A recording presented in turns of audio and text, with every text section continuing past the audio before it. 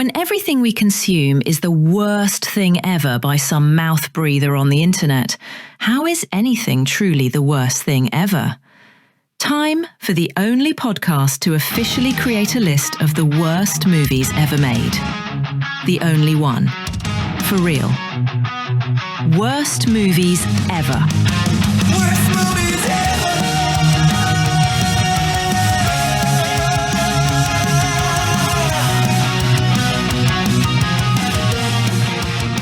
Back on the first episode of this podcast, I had watched Halloween H2O off of a DVD that I had gotten from one of those Walmart bargain bins that we keep bringing up over and over and over again on the podcast. And that particular set had a large grouping, because I believe it was like a Miramax Dimension box set of a bunch of like their direct-to-video horror sequels that they had done back in that day.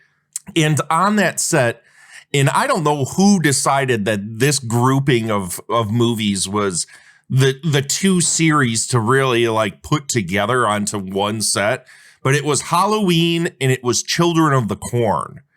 And in general, just to let it be known, the Children of the Corn series has never been my thing.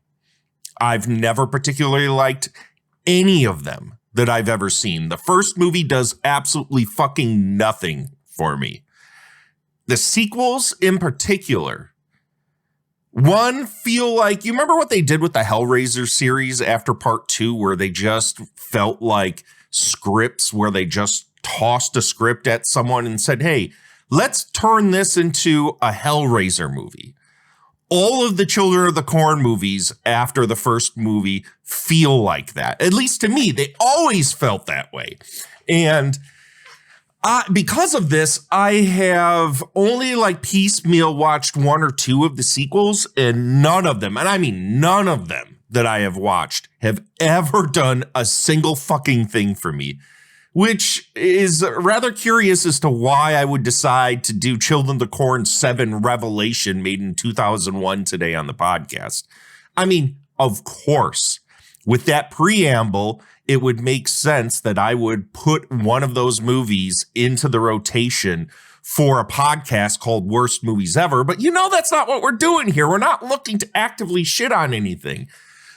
I kind of just, with this backlog of DVDs that I have, I kind of want to just dink and dunk and see if any of this shit's worthwhile. And for some reason, I was like, if I'm going to do this, let's pick like the least obvious choice out of all of these sequels if I'm going to watch any of this stuff.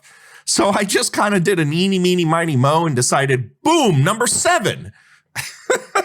Mostly because I knew that I wasn't going to be like jumping into something where I wouldn't understand what was going on, because every single one of these movies, at least to the point that I had seen, had little to no relation story-wise and other than theme-wise to the actual franchise. So I walked into this episode today and plunked this on and was quite surprised at what I watched, because I was firmly ready for this just to be a steaming pile of bullshit. And honestly, and I would love to hear what you guys have to say about your experiences with the Children of the Corn movies. And you can do that. Just look in the show notes and give me a call and leave a voicemail if you want.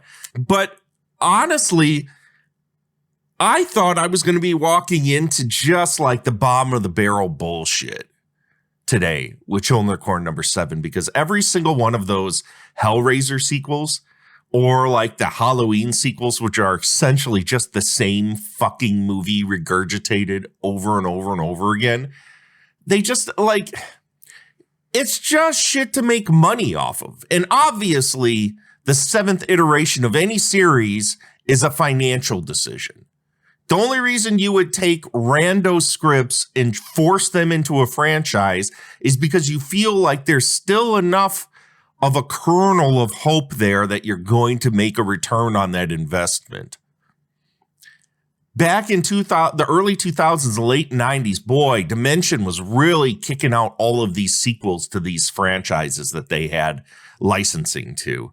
And it was always I don't know if this is true or not, because I don't know the inner workings of the deals that they had with any of this stuff. But it was always my understanding that they had contracts, and at least this is what was like relayed to us as film fans, that they had contracts that the only way they got to hold on to the rights for this said license with the license holder, which in this case obviously would be Stephen King, because he wrote the original Children of the Corn, was to yearly or bi-yearly have to keep making movies. Whether or not that's true, who knows? But here we are, Children of the Corn number 7, in a series. If you're not aware of what this series is about, the original film was about a town in Nebraska somewhere, I believe, where the children became possessed by an evil spirit that lived in the farm fields. And I don't know if it was like a Native American presence, because you know how Stephen King just loved the idea of us Americans colonizing on and building upon things on Native American soil that would take revenge on us. But Children of the Corn was the children of the town became possessed by the spirit of this said demon and killed off all of the parents in the town. So Linda Hamilton and this other guy, and I forget who it is, and forgive me, I don't remember who it is, stumble upon this town, their car breaks down, and have to try and ward off being killed by the Children of the Corn, which all look like, you know, Amish kids with sickles that are looking to annihilate everybody. Fast forward now to Children of the Corn number 7. And here we are, man. When I started watching this, one, it didn't feel like a Children of the Corn movie.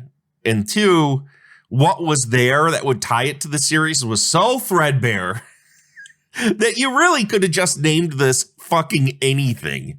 And it would have been just your general, go to shit everyday fucking direct to video horror movie. But before I get ahead of myself, here's the plot of Children of the Corn number 7, Revelation. A woman goes to check on her grandma, who goes missing suddenly from her condemned apartment full of tenants. Made no sense to me. This condemned place was just like the entire place had people living inside of it, and winds up battling jump scares, constant shots of corn, bloody or not, and 2 spoopy kids. How this had anything to do with the Children of the Corn is your guess. They tried roping this in where the grandma, spoilers. This is a warning. Thank you. Was one of the kids that got killed in like a fire, like a sacrifice fire. And all of a sudden when they found her, corn grew in this, because it takes place in the middle of a city that has nothing to do with anything in Nebraska. CGI corn grows out of the ground by this condemned building. And the children that were burned in this sacrifice are coming to take all of them with them. The verdict of this movie. This is a typical slap a franchise on a rando script nonsense that was so prevalent for Dimension and Miramax at this time. It's not good. Big shocker, right?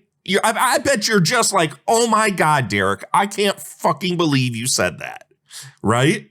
It's not good, but it's easily watchable and familiar to anybody that grew up around that time and went to like Hollywood Video or Blockbuster Video. The shelves were just filled with this kind of slop. So, let's be honest, it was all shot on film and had a sort of, level of expertise put to it craft-wise. So it's all easily watchable. Did it ever make sense? Was it ever enjoyable? Were you not bored to tears by most of this stuff?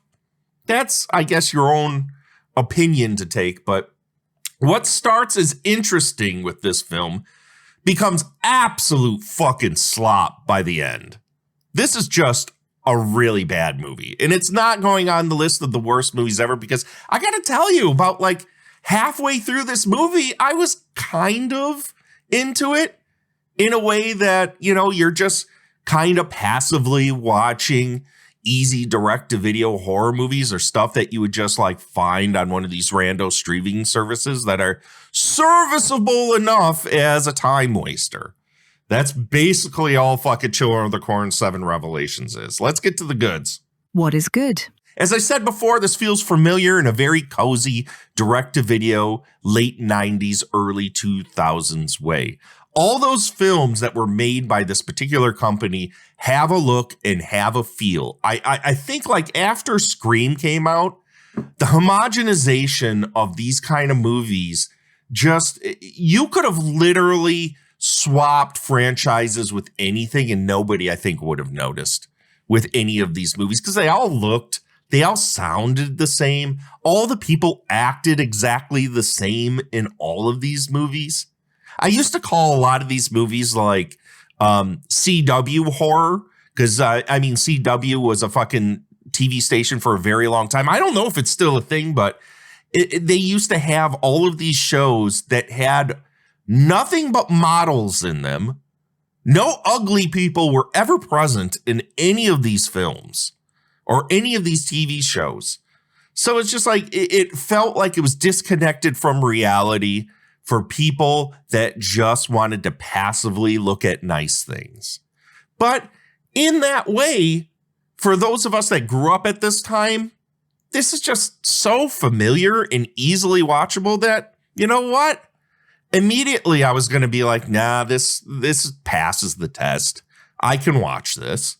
The kids, the quote unquote children of the corn in this movie, the spoopy kids, there's a scene where our lead actress, who is a journalist or a writer, they never really go super in depth as to what her role is and what kind of articles she's writing or whatever. It doesn't really fucking matter. It's just, let's slap a job on this lady and then call it a day.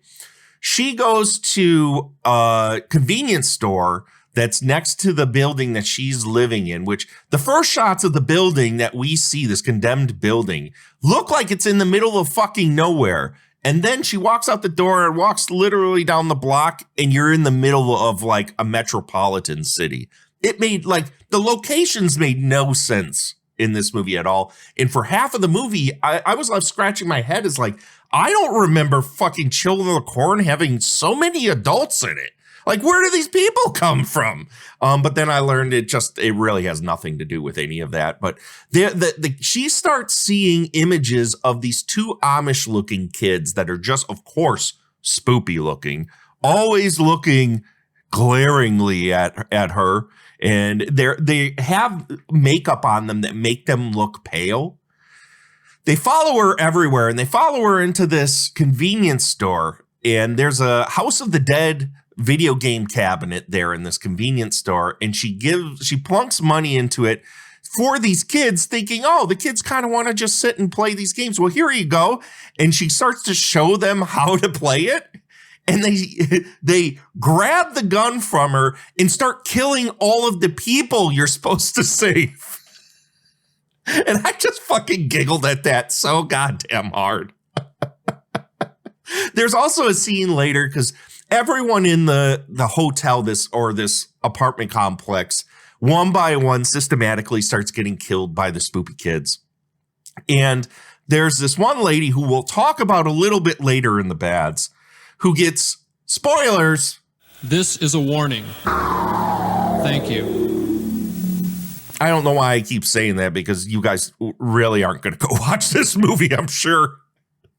Gets killed in her bathtub by stalks of corn that come out of the bathtub. And I've never seen that before. She's in the bathtub struggling with wet stalks of corn that are wrapping themselves around her. And I was just like, well, at least they're trying something new. Later, This is one of my, like, if I ever see this kind of thing in a movie, it makes me laugh. And it's a joke that everyone that hangs out with me knows, that sits and watches films with me, is that anytime you see blood in a movie, I will immediately call out, hey, we're not sure. Why don't you taste that? Why is that a thing in movies? But guess what? The cop in this movie that's attempting to help our lead figure out where her grandma is that goes missing sees in grandma's apartment room something splattered on the wall, and he goes over to it, immediately puts his finger in it, and then licks it. And that shit makes me laugh so fucking hard. Why would you need to do that? Especially as a police officer. Then, in a bit of stunt casting, Michael Ironside, who's always a fucking pleasant sight in anything that he pops up in, even though he's literally in one scene in this movie with any lines, and then he shows up in one other scene as a creepy presence in an alleyway. He tries his best to do anything with the absolute nothing that they give him. And I guess a good is that, hey, at least somewhere in this movie, Michael Ironside shows up.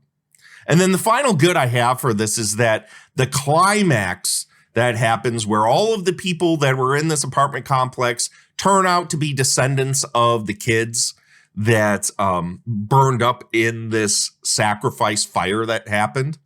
The climax is so hilariously stupid that it had me fucking cackling.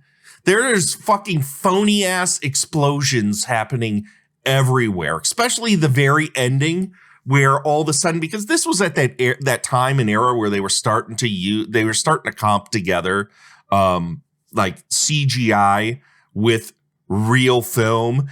And it just didn't work when you translate it over to a digital realm, where if you watched it projected or on a VHS, it sold somewhat. But when you put it into HD or you put it into a DVD, it just looks so fucking phony. And that shit makes me laugh. So you guys, at this point, you guys should know, if shit starts blowing up, I fucking laugh. And that's good. Let's get to the bads. What is bad? This is one of those horror movies that need to constantly remind you with its score that it's a horror movie. So everything that happens is boom, boom, boom.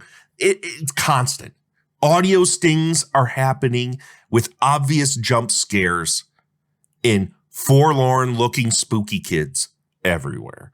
So this movie, even though it's not scary, like in any capacity, there's at no point are you going to be like on the edge of your seat wondering what's going to be happening in this movie.